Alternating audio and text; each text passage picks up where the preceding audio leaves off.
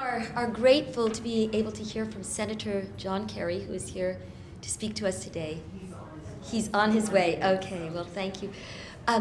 While we wait, I would just like to say, an interesting thing that happened to my children. I know last year I mentioned that we've had many Arab students who live in our home, and it's been a very interesting and educational experience for our family.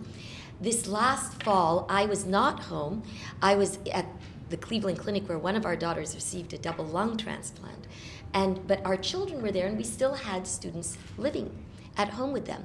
And two of these students who came not from Syria and not from Iran, but from the United Arab Emirates and I think Qatar, were discussing, the kids were preparing for the high holidays, and they were getting out things. And the students said, "You aren't Jewish, are you?"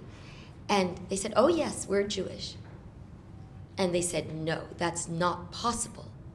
And my daughter said, "Well, it's very possible. My mother and my grandmother and my grandfather are survivors of the Holocaust." And it spurred a very interesting discussion.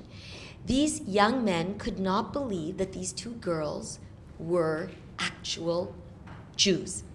And they said, "Well, then we have been lied to, because we were told that Jews were very different." And they told them just these kinds of tales of what they thought Jews were. They were horrible things, and they were adamant that that was not, they were surprised and pleased that that was not what actual Jews were like.